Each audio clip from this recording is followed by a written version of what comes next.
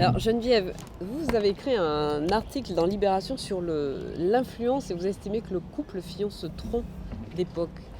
En quoi cette question d'influence est politique selon vous? C'est-à-dire, c'est en fait dans mes travaux antérieurs que j'ai trouvé à plusieurs reprises des énoncés disant qu'il fallait dédommager les femmes de leur exclusion du pouvoir et que ce dédommagement se faisait par le statut d'être influente. Influente sous la monarchie, ça va jusqu'au salon du XVIIIe siècle, mais ça commence avant. Influente sous la République, Troisième République, c'est très clairement exprimé, puisque là, ça devient plutôt l'oreiller que le salon, pour dire vite. Mais à chaque fois, ce qui m'intéresse, c'est de ne pas taxer ou catégoriser cela, ou qualifier cela d'influent, de privé, mais de montrer qu'on a tenté de désigner une place politique pour qui n'en avait pas.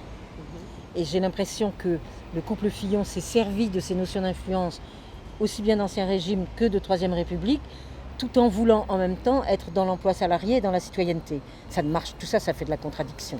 Et pourtant, Pénélope Fillon n'a cessé de dire qu'elle ne s'occupait pas de la vie politique de son mari, qu'elle n'avait justement aucune influence sur lui. Oui, mais moi j'ai rattrapé la notion d'influence par le fait que on disait qu'elle avait quand même, c'était pas ce qu'elle disait elle, c'est ce qui était dit de ce qu'elle avait fait.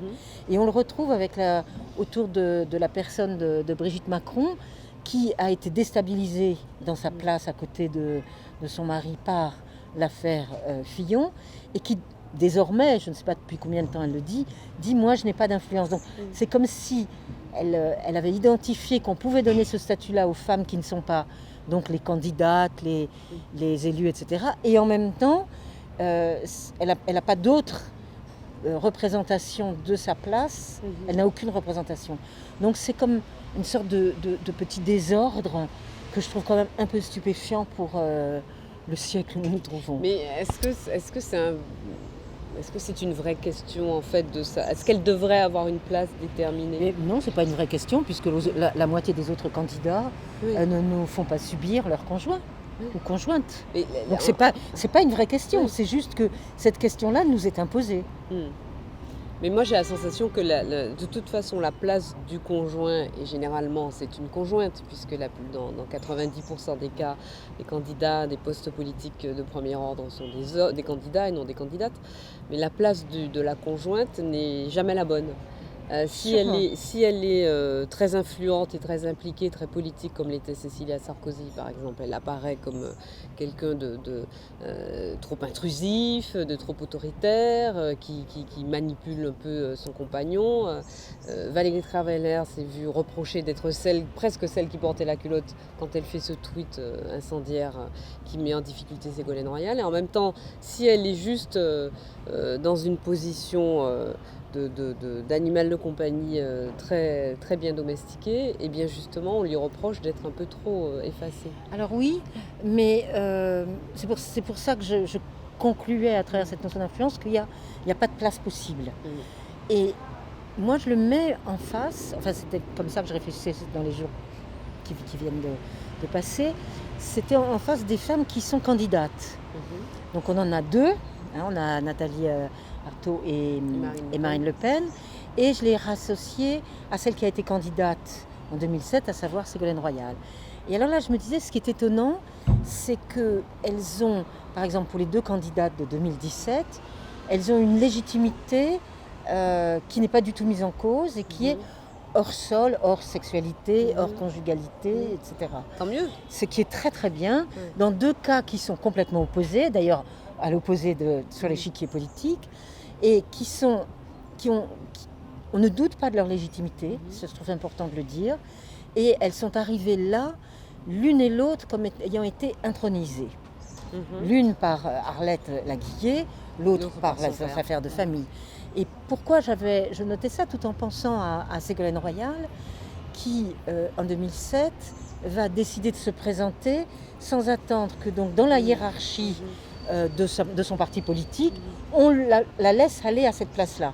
À l'époque, j'avais fait un papier aussi où j'avais repris une formule d'une féministe du 19e siècle qui dit « je prends mon droit ». Elle avait pris son droit, elle avait imposé sa candidature, et donc sa légitimité, elle ne pouvait la tirer que d'elle-même. Donc je trouve que c'est assez intéressant de mettre ces trois femmes avec donc trois histoires qui sont complètement distinctes, mais qui arrivent donc à cette place de candidate tout en n'ayant pas de souci de légitimité. Parce que même si on a discuté et rediscuté du comportement ou de la stratégie de Ségolène Royal, la façon dont elle s'était auto-légitimée a été acceptée. Oui, parce qu'elle Acceptée, avait je sais été pas, comme journaliste. elle avait été désignée aussi par un vote populaire, elle avait été désignée par une primaire, bon, ce qui n'est pas gage de légitimité, on s'en rend compte. On s'en rend compte avec cette élection-ci, mais en même temps, est-ce que ce n'est pas aussi un peu grâce à la légitimité qu'a acquise d'elle-même, donc Ségolène Royal en 2007, qu'aujourd'hui personne ne se pose la question de la légitimité d'une Marine Le Pen. Nathalie Arthaud, c'est autre chose, qu'elle vient quand même d'une famille politique où Arlette Laguillet l'a précédée, s'est présentée un certain nombre de fois, 5 ou 6 fois je crois à l'élection présidentielle. Non, c'est autre chose, et puis comme elle-même dit qu'elle ne prétend pas gouverner, qu'elle n'est pas là pour gagner l'élection,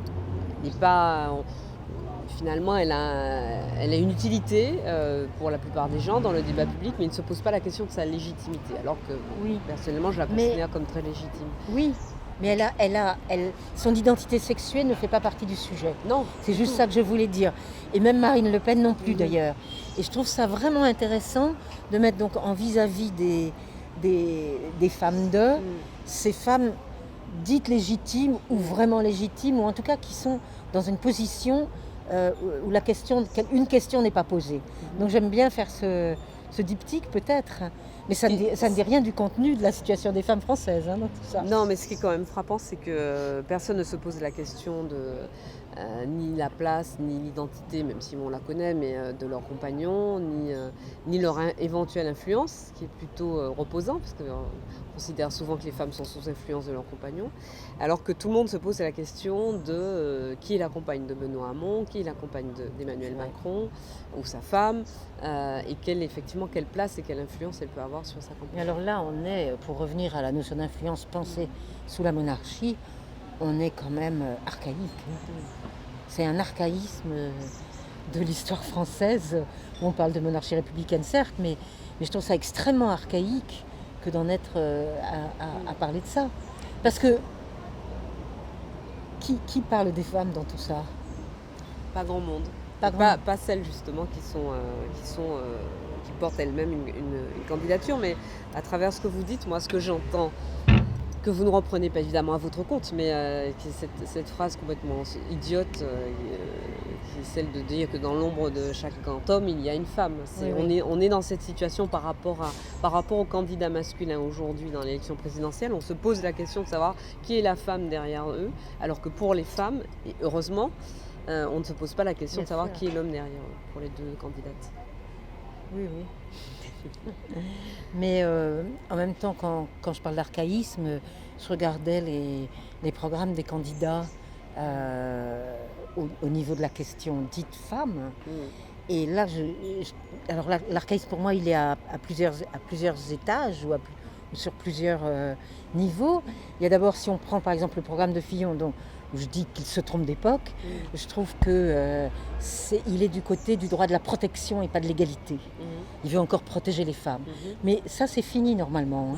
C'est-à-dire, si on analyse 2 siècles d'accès aux droits des femmes depuis le début de l'ère démocratique, en gros, il n'y a pratiquement plus de droits de protection et il y a des droits d'égalité. Donc là aussi, il y a un décalage dans le temps qui est important. Mais si je prends les autres candidats, je trouve quand même qu'on reste pris dans une logique de « et alors vous faites quoi dans votre programme pour les femmes ?» Et ce qu'on peut savoir quand même, c'est qu'il y a une bonne vingtaine d'années déjà que l'Europe a proposé ce qu'on a appelé en anglais le gender mainstreaming, que moi j'avais traduit à l'époque dans des fonctions que j'ai été amenée à avoir, de la transversalité, c'est-à-dire qu'au fond, chaque sujet pourrait être lu à travers la question de savoir si c'est une question sexuée ou pas sexuée, genrée ou pas genrée. Et on en est, mais alors, vraiment pas là du tout. Ça ne revient pas à l'idée, quel que soit le candidat, donc là je ne parle pas du droit de protection, mais quel que soit le candidat, ça ne lui vient pas à l'idée de se dire chaque question pourrait être relue à travers les politiques sociales, les politiques environnementales. C'est quand même assez surprenant qu'il n'y ait pas qu'il n'y ait pas une... Ça a 20 ans, hein, cette Ouais. expression de gender mainstreaming dans les institutions européennes. Et j'avais trouvé ça extrêmement stimulant. Mhm. Extrêmement stimulant. On peut faire beaucoup de choses avec ça. Notamment, par exemple, savoir que on a une propension avec la deuxième moitié du XXe siècle à enlever la question sexuée des politiques sociales. Hein. Une mère célibataire est devenue une famille monoparentale. Du coup, on ne sait plus que c'est 80% et plus de bien femmes. sûr. Donc, on asexue le social au même moment historique où, avec la parité, on était en train de sexuer la politique. Donc, il y a des endroits où on a mis de la visibilité sexuée et d'autres où on l'enlève. C'est très, très intéressant. Arrive par-dessus cette possibilité de la transversalité, de dire chaque question pourrait être regardée avec ce filtre. Et là, on prend les programmes et on se dit, mais ça, c'était il y a 50 ans. Enfin, Oui, mais sauf c'est quand aussi- c'est pour proposer le congé de paternité aux hommes un peu plus large. Ça, on voit que c'était pas il y a 50 ans. Mais à part ça, Non, mais c'est aussi parce que notre société, en dépit, mais vous l'avez beaucoup écrit, toute cette démocratie inclusive qui fait que dans les textes, théoriquement, depuis un temps important, les femmes sont les égales des hommes, ont accès ont les mêmes droits, les mêmes accès, mais dans la réalité, évidemment, on en est très loin. Mais si les candidats et les candidates encore aujourd'hui font des propositions dont on pourrait se dire mais ça c'est réglé depuis 30 ans, c'est parce que on est dans une société dans laquelle ces questions-là sont pas réglées depuis tant de temps. À propos de la protection, continuer de considérer les femmes comme des créatures fragiles qu'il faut protéger, c'est quand même pensée très partagée. Enfin, je ne sais plus dans quelle interview Nicolas Sarkozy disait mais moi j'aime les femmes et je les protège.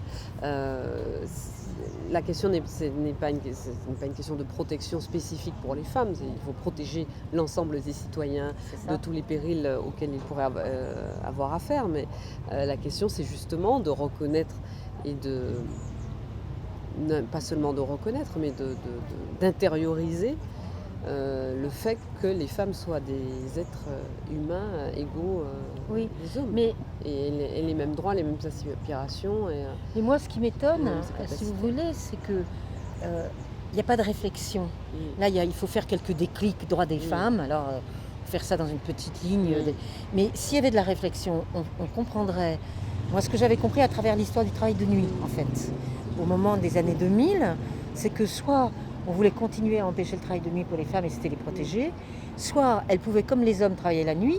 Et ce qu'il fallait attaquer, c'est le travail de C'est le nuit. travail de nuit, Et bien moi, sûr. c'était ça Bien l'histoire, sûr. c'est-à-dire non pas de vouloir protéger les femmes, mais de dire que le travail de nuit, ça enlevait des années de longévité, de vie à tout le monde, et que donc il fallait que les nuits soient réduits au strict minimum des services nécessaires.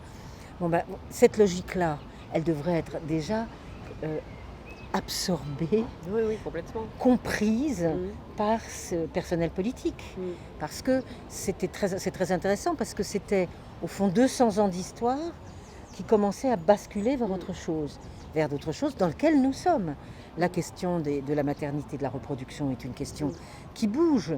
La question des emplois, c'est très bien de se battre pour l'égalité professionnelle qui ne bouge pas beaucoup, mais en même temps, avec les nouveaux emplois, on sait très bien qu'il va y avoir une destruction du temps de vie, du temps d'emploi, et que ça va retomber sans doute principalement sur les femmes. Donc il n'y a pas de prise en compte de perspective historique. C'est comme si c'était, ça c'est un de mes chevaux de bataille, c'est comme si cette question n'appartenait pas à l'histoire. Moi je trouve qu'on aurait tout intérêt à ce que cette question soit vraiment une question historique. Bien sûr. C'est une question On de est société d'accord, encore. Évidemment, c'est pas une question de femmes, c'est une question de société. Oui, et même avec une d'histoire perspective pour moi. historique, Et bien même sûr. d'histoire, c'est-à-dire qu'on continue à traiter ces questions-là comme des... Bon, alors on a parlé des personnes représentées ou accompagnant les candidats, mais c'est pas qu'il faut supprimer tout ce qui s'est passé. C'est, par exemple, moi je réfléchissais aussi, pour revenir sur le sujet précédent, au fait qu'on avait dans les histoires de famille, par exemple, 2 femmes en concurrence, à savoir Marine Le Pen et sa nièce, par exemple.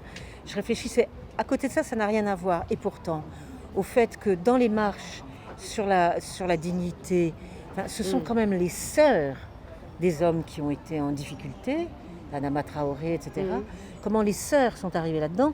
Donc par ailleurs, j'ai pas envie qu'il n'y ait que des êtres abstraits qui soient... Non, bien sûr. donc c'est aussi des êtres réels. Vous allez sourire. Ça me renvoie à Olympe de Gouges, car dans son préambule de la Déclaration des droits de l'homme, la première phrase, c'est les femmes, les filles, les sœurs. C'est-à-dire qu'elle prend le statut familial des femmes pour pouvoir parler de l'abstraction femme. Donc j'ai pas envie de supprimer tout ça. Et l'actualité d'aujourd'hui nous y ramène aussi.